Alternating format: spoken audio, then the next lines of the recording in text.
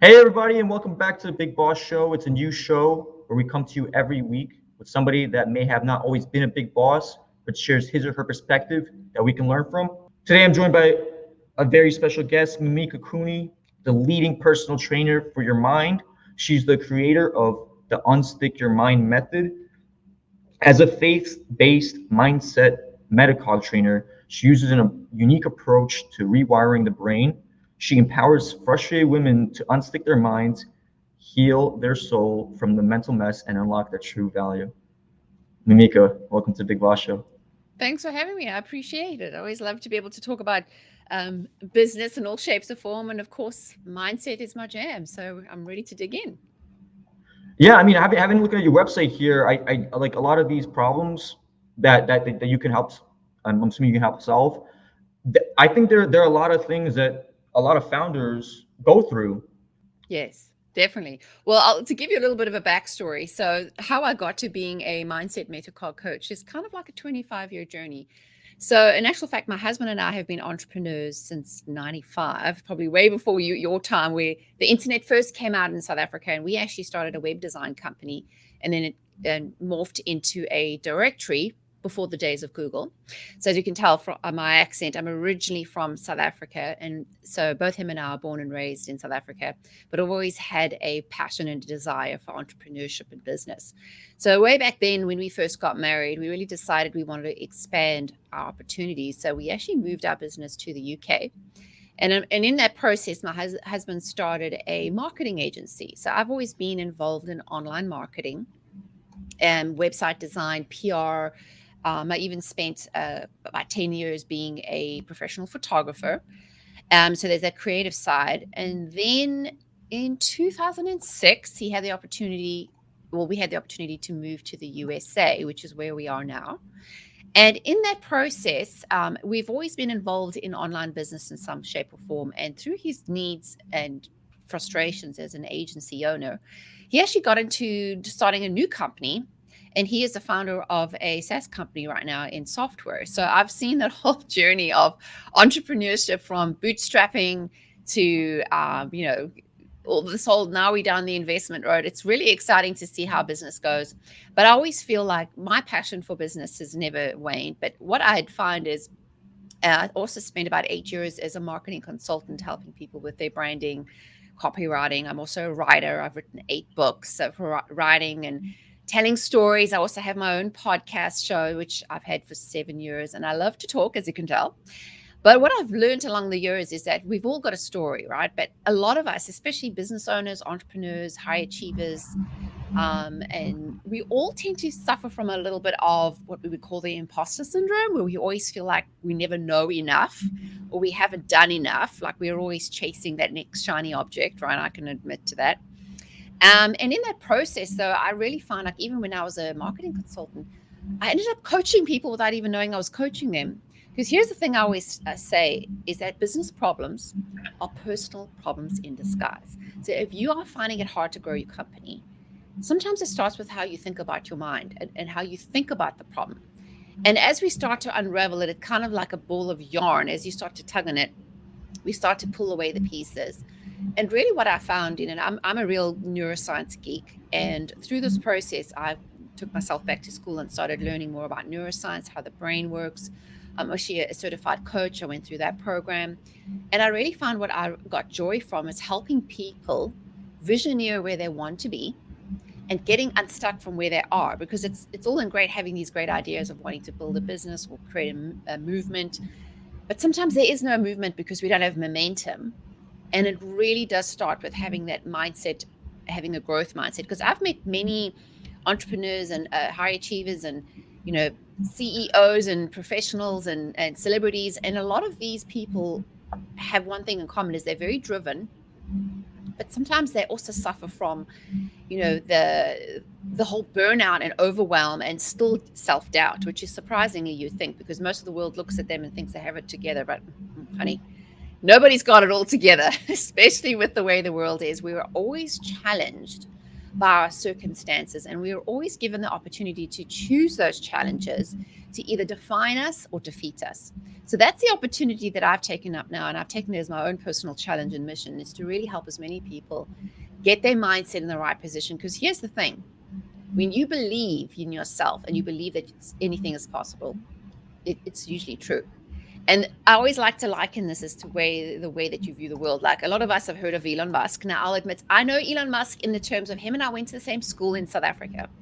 So we not at the same time, but within a couple of years of each other. And I know that ethos and that environment and culture we were raised. Now, to give those a bit of a backstory who don't know how South Africa was in the 80s, we were really living under apartheid and everybody suffered.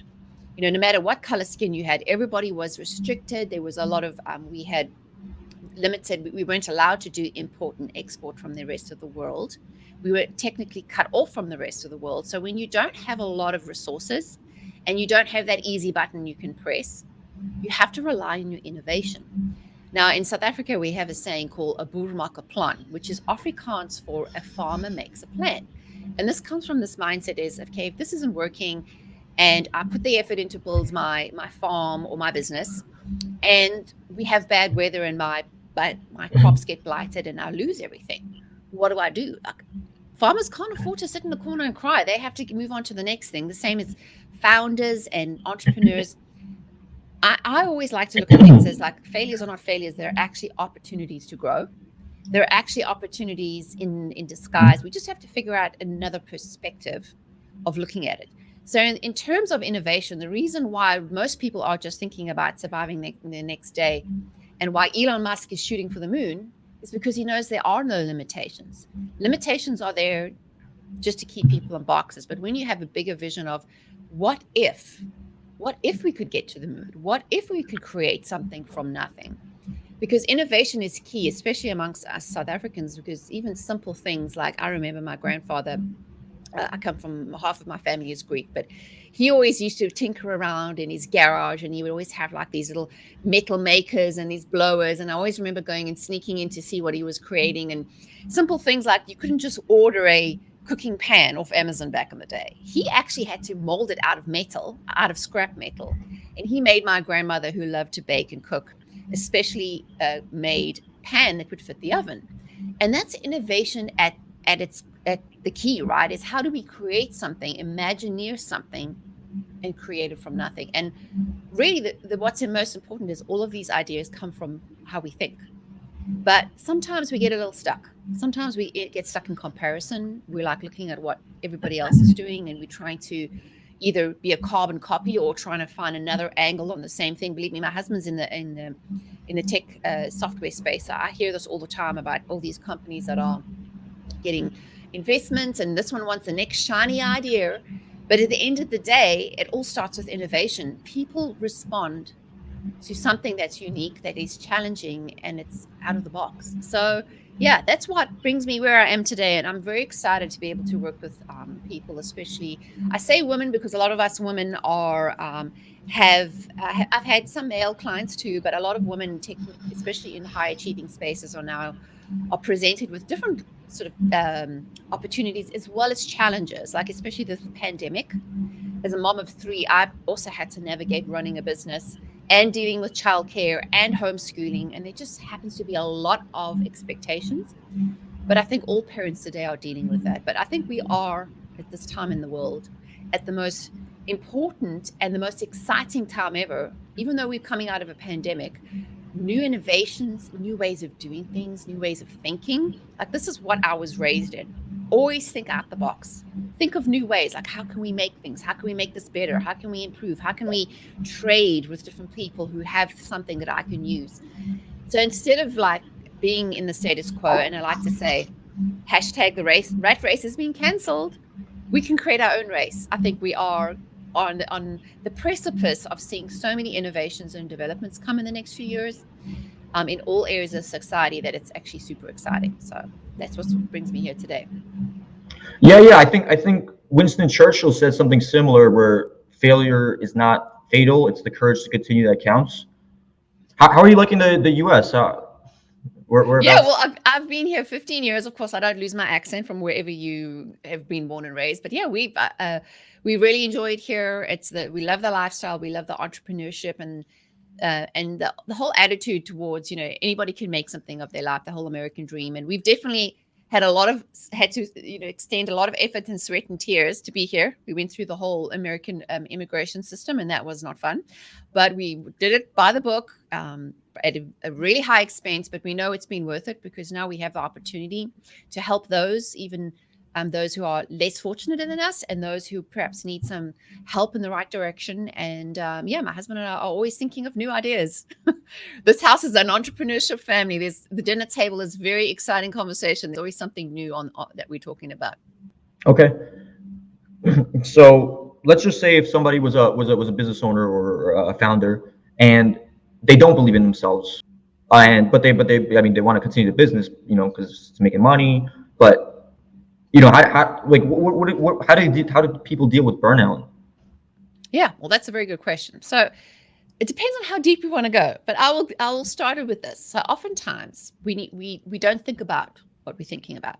So I describe myself as a mindset metacog coach, which really means I challenge you to think about what you're thinking, because oftentimes we just react.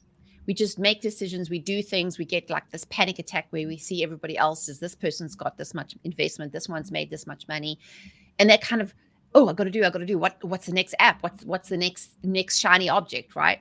And we stay in a reactive mode, and that is not really conducive for creation. And sometimes we need to take a step back and really start to look at ourselves, because as I mentioned earlier, business problems are personal problems in disguise. That if you are finding that it's hard to grow and there's something feels stuck, I always say you need to look at yourself first. You need to put on your own oxygen mask before you can help anyone else, because there's no point if you use up all your energy and you burn yourself out and you don't have anything else to give. And also, you cannot be in that space of your brain where you are constantly in fear and anxiety and stress and driven to reach the next thing and be creative. You have to make the decision to take a step back and to really look at things from what I call an eagle eye perspective. Now, if you've ever observed the difference between chicken and eagles, like I say, a lot of people get stuck in the chicken coop worrying about what's right in front of them, pecking at the little seeds, trying to do what everybody else is doing. But as founders and as creators and business owners, we have an opportunity to take ourselves out of the chicken coop, pull ourselves and give ourselves an eagle eye view, and to look ahead and say, where do I really want to go? Like, is this decision I'm making now really where I want to be? Because like just any small degree you make, right? You change 1 degree today and you'll be somewhere else in 30 days or a year. Just like when you're in the ship, you just take 1 small degree in another direction and you're going to end up somewhere else. So I always say you are in the driver's seat to determine where that direction is. But oftentimes we don't think about where we're actually heading. We just sort of react to the environment or the expectation. So my first challenge would be just to stop and to think about, what does that big goal look like? And I know a lot of founders, and especially when you're looking at investment, you do these business plans and you have to do these projections, and that's all great. But oftentimes we don't actually even think about, why am I motivated to do this? Like, when it gets hard, am I going to have the energy to continue? So going back to what you mentioned about burnout is a classic sign of when you are pushing yourself beyond your limits, but you've also lost sight of your purpose. Because here's the thing, is you will experience burnout. And I personally had a tremendous experience of this in 2015 and 16. I literally hit burnout in a big way, where I had a business failure. I had the loss of my mother-in-law died from cancer, and I had one of my teenagers in crisis, suicidal and depressed, and I literally could not cope with everything. And eventually I got so sick, I was in bed for 3 months and I couldn't actually do anything. And I would not advise getting to that stage. And that's unfortunately when a lot of people push so hard, they physically burn out, they ruin relationships, marriages get destroyed, families get destroyed, because we don't see the signs along the way. Because important, and I know it kind of sounds cliche, but self-care is so important. If you're not taking care of yourself and reading the signs, like, hey, I'm kind of working too hard, I need to take a step back, like I'm not seeing the kids that often, maybe I need to reassess. But again, that's up to you to decide what your values are, because you experience burnout when you push yourself past your physical abilities, but also past what your beliefs and your value. Like if you value time with your family, but your boss is expecting 80-hour weeks, there's going to be an incongruent feeling in you. And eventually you cannot continue if you are not running on what I call purpose fuel. Now, purpose fuel is one of those motivations that will keep you going no matter what, that you will always find a way around a problem. Your creativity is there, and you're able to find, creative solutions to problems because you're staying in that mental space of how can we do this with calm. So really, it's challenging yourself to take yourself out of that frantic, sort of what we call scarcity energy and thinking, and get you to really start to visioneer and be in the driver's seat of where you want to go, because then you will know when to say no, because no is one of the most powerful words in our vocabulary that we don't exercise enough, because we're so worried about being in fear and in lack, missing opportunities, not making enough money, feeling pushed from behind. Like a lot of entrepreneurs that I work with always say, I just feel like I can't get off this carousel, this merry-go-round, like I'm being pushed and pushed, and I want to stop, but I can't. Well, we all have a choice, right? We have a choice to wake up in the morning and we decide what we do. And if we don't like our current situations, it's up to us to choose. So we can't blame anyone else or blame the circumstance or the pandemic or the environment. We have the choice to choose. So that is really one of the most powerful things to realize, is you can avoid burnout by making the decisions, the small incremental decisions daily, that'll eventually get you to that destination by making small degrees of change. Okay. Well, what kind of goals should people be setting?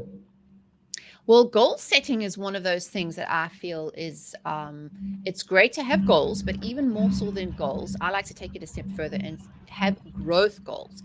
Because here's the thing, when you have a goal set in mind and you have this expectation, and if you don't meet the expectation or achieve the goal, what happens is that people get a lot of disappointment and then they feel bad, and then a lot of times they get depressed and whatever, they go downhill fast. So really, and goals sometimes keep moving, as it's like mirage, right? Having a set goal, if you don't achieve them, there's going to be a negative connotation, where I'm more like, let's create growth goals. Like, what is a growth goal? It means you celebrate the wins along the way as you're growing to get to where you want to go. Because, with business and life and relationships, there's always growth. But if we're so fixated on this one finite idea of what this should look like, of what, like having a destination in mind is good, but I'd say pick your destination, but enjoy the ride. Like, it's like going on a road trip, right? You know where you eventually want to go, but maybe there's a side road that takes you, the GPS reroutes you somewhere else, and you have to take off and go fill up with gas and get some more fuel, or perhaps the traffic is slowing you down a little. Instead of getting angry that you're not at the speed you want to be, kind of just enjoy the journey where you're at and stay in that creative energy and that creative mental space. And eventually you'll get to where you want to be. So having a growth mindset is that even though I'm not where I want to be, thank goodness I'm not where I was, but I'm going to celebrate today for the growth and the achievements I've made today in today's moment. Wow, that's powerful. So, Mimika, I just want to provide value to the audience that's watching. I mean, do you think most of these goals are like going to be financially based? No, goals are one of those things that could be, financial is just one thing, but that's really not what life is all about. It's not just about making money. And to me, I like the whole perspective of taking someone through a purpose process. Like, what is the actual purpose of why you're doing this? Making money is great because it means you can help somebody, but if that's your only motivation, it's not going to take you as far. Where if you have an idea of what's the bigger picture, like, do I want to leave a legacy? Do I want to make an impact? Do I want to start something that's going to be, that can run without me, that is a job creation, that it's helping others out of a hard situation? Think about it in the bigger picture, because money, you can always make more money, but you can never have more time. And you can't really get back time, especially in relationships. I think your relationship goals and how you build the people and the team around you is so vital to your success, that if you are around people, because Jim Rohn has a saying that says you are the result of the 5 people you spend the most time with, makes you challenge where you're getting your information from. Like, where are you being fed mentally? Because so many of us will spend the time and the money to go to the gym, to buy organic food, to get a personal trainer, to get healthy. But we really don't think of mental health as a wellness approach. We wait until our mental health becomes a crisis, and then we have to go see a psychologist or and get medication. Where I'm more like, how can we have a wellness approach to how we think and put as much effort and time? Like if I'm going to take care of my body by eating well, it also means I need to take care of my mind, which means my mind needs sleep. My mind needs good nutrition. My mind needs opportunities for rest, because your mind is the one thing that's going to help you get to where you want to go. And at the end of the day, brains are what run the world, right? There are brains behind relationships, businesses, and opportunities, that if we don't take care of our minds and our brains, we really don't have a lot to look forward to. So I'm always like, say, think for the future, but enjoy today and make the decisions today that are going to get you to where you want to be. Got it. What's one tip that you could give to help find your purpose? Well, it's one of these experiences where I always think back to what you were like when you were a kid. Surprisingly, your 5-year-old self is more in tune with who you really were than you are right now. Because as an adult, when you start to learn about life and worrying about what everybody's thinking, you start to either play it small or maybe push aside goals and ideas. Sometimes there's some intrinsic likes and desires. Just think about when you were 5, you would go out and play freely. You would color and be creative, and you didn't have those boundaries of, oh, maybe I shouldn't do that. So kind of tapping into, not everybody at 5 wants to be a rocket scientist, but like getting back into that space of when I can think about without worrying about what people think or about paying the bills. Can I get into that space of going back to what that feels good? Like Maria Kondo coined the term, what sparks joy? And go back to that place that helps you remember about when you were feeling joyful, because there's a difference between being happy and joyful. Joyful is that, an abound energy where you're like, I have the energy to do this no matter what. I want to do this. I'm so excited to learn this that it doesn't matter what the consequences are. Like I learned to ride horses when I was younger, and even though it was hard work, I knew that I was so joyful being there that it didn't matter what I had to deal with to get there. I was prepared to do that. So when you can get back to that space of being in touch with who you really are and taking the masks off, and I know it's hard. The older we get, the harder it is to really peel those masks off, but really having a really honest conversation with yourself. And here's a good tip. You can ask yourself why. Keep asking yourself like 6-7 degrees of why. Like, why am I doing this? Why do I want to run a business? Why do I want to make money? Why is money important to me? And you'll be surprised that when you can get in touch with what you really think, you'll get into that layer of your subconscious that is actually driving your decisions. Because we think our conscious mind is, but it actually isn't. So that would be a good example if you want to get in touch with your purpose and your why. And I know it sounds cliche, but it is so true. When you know what your why is, then the rest of the world and the rest of whatever you are faced with just seems like easy pickings, because you know you're doing this for a purpose. Okay, coaching. I feel like a lot of not just coaches, but marketing agencies, just anything that's time based, like they get a bad rap, and it's like, okay, you're charging me 20 grand, but how do I know what the work that was done was worth 20 grand? That's like a common objection that people have. You want to talk about that? Yeah, well, I mean, as I said, I would have to ask you, why do you feel like they get a bad rap? I just feel like with social media now, and there's just some people that make fortunes selling courses or whatever, but and maybe the person that bought it might not have gotten the results they wanted. Well, I would have to say, it sounds like you had a bad experience, which I totally understand. No, not at all. But what I would say, the first thing that I would say is, we can't make assumptions on what everybody else is thinking.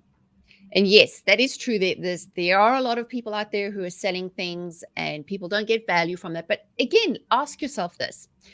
Why did you invest money in this thing or product or service or whatever? What was the reason why you invested in? And what was your perception of value? Because your perception of value isn't necessarily everybody's perception of value. Like what you mentioned now is really more of a generalized statement, because that's assuming everybody thinks like that. Now, not everybody thinks that buying courses and coaching or investing in a marketing agency to do their marketing is a bad investment. A lot of people actually find it a very good investment. So again, you have to question yourself, why do I think like this? Is it based on an experience, or everyone says, well, they say, well, who's they? Like, really?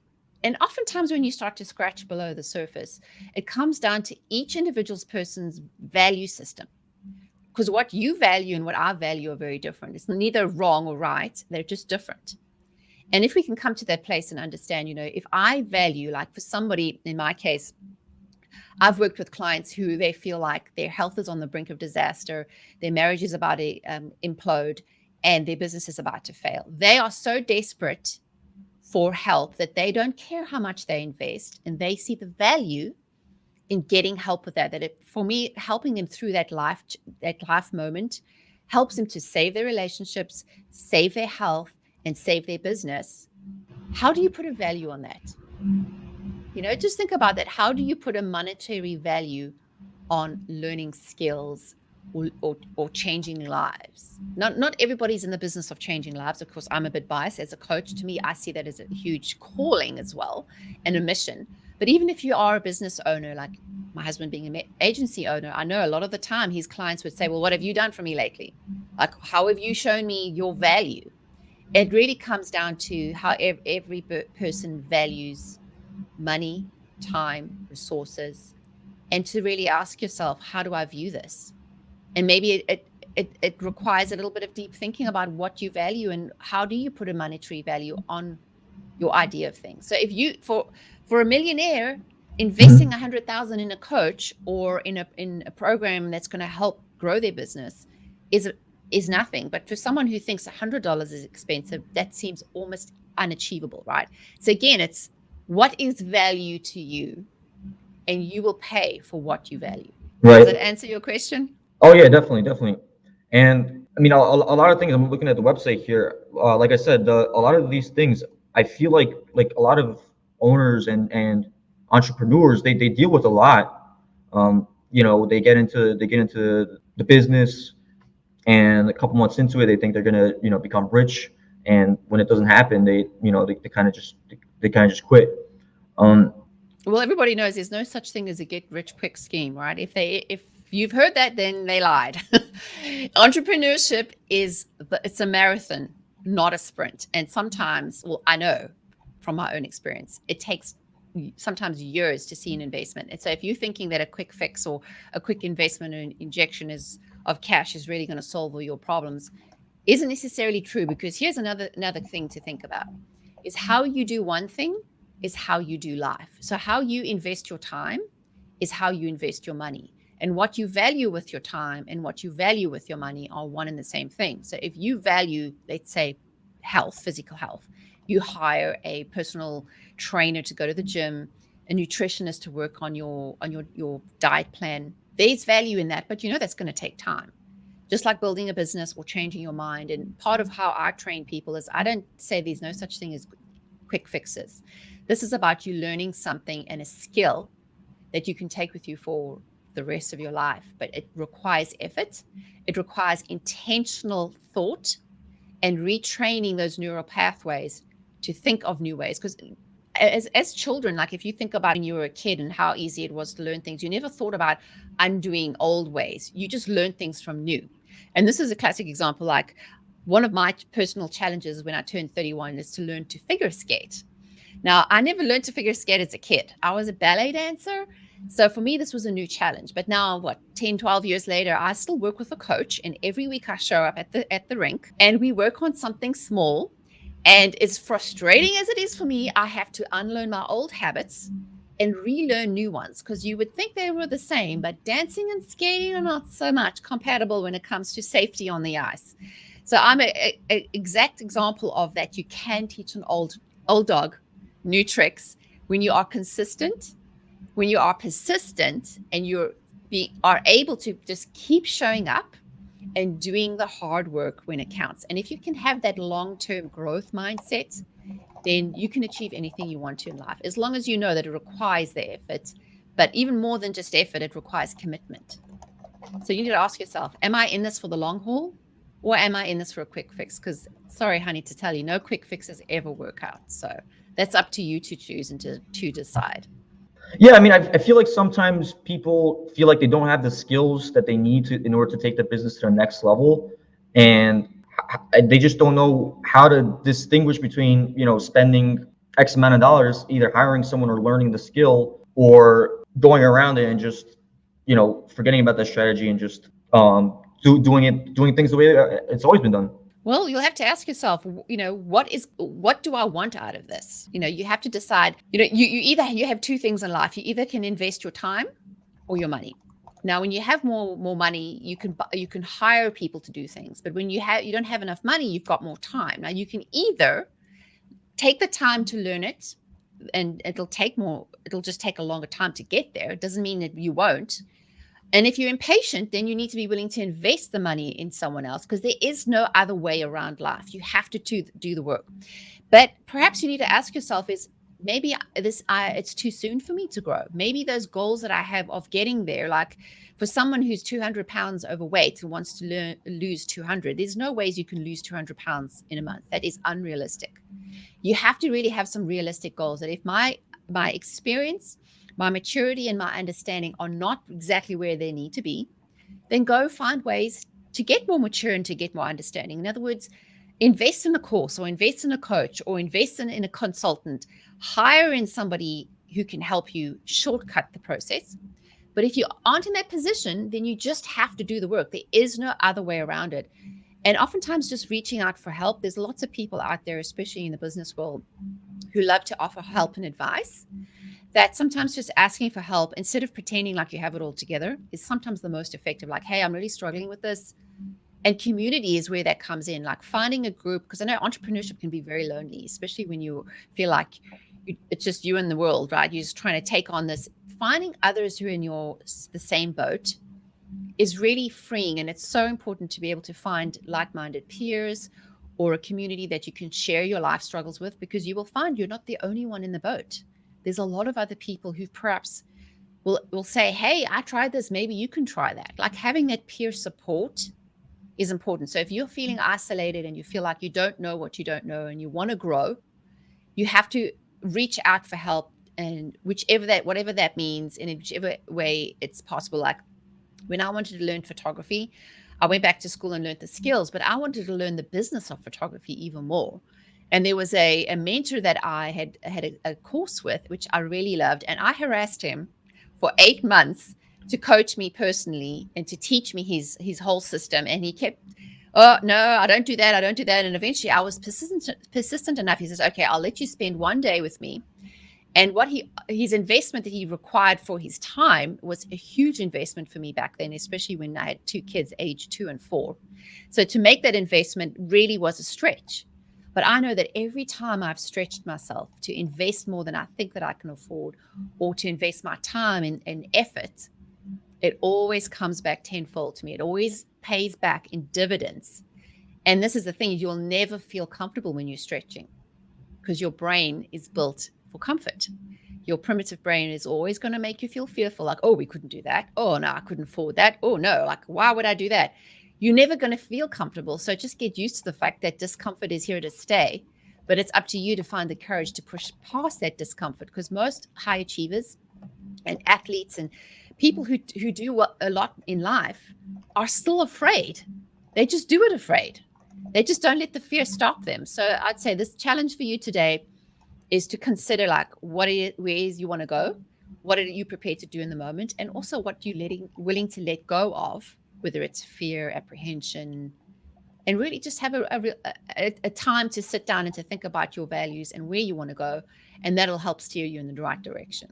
Okay, so let's flip it around. What was the purpose for the photography and the figure skating? Well, sometimes things are just for joy, right? The purpose is to find enjoyment. It doesn't always have to have a major monetary or, for me, I love photography as a hobby. And eventually I was like, well, people would say, well, you're so good at it, you should charge money for it. And people sort of started asking me to take pictures of their kids, and I got in, and they asked me to take photos of weddings, and eventually I started to build up a reputation, and I was like, okay, I suppose I have a business. So that eventually became a business because it's something that I applied myself to and really decided it's what I wanted to do. But, it came with a good 6-7 year learning curve. And then ice skating to me has just been something for fun, because I think we've lost that sense of it always has to be about the money, or it always has to be about growth. But also sometimes there's things that you do for fun to find that joy. Because if we lose joy and we lose our purpose, then life can be pretty dull. So I'd say whatever it is that you feel like you want to do, and I do advise that people who are very focused on in any shape or form, do something that it will involve the other side of your brain, which is less analytical, more creative. So go watch a movie, go to a museum, go ignite your childlike wonder, go on a trip to the zoo, take the kids to the park, like do something for fun, and your future self will thank you for it. Wow. Was there anybody that kind of influenced you when like back in the day, or somebody that like really stood out and like got you this? The school of hard knocks, experiencing life, making mistakes. As I said, I have had many coaches and mentors, and I mean, I'm a voracious reader. I read at least a book a week. I love to listen to my audio. I'm always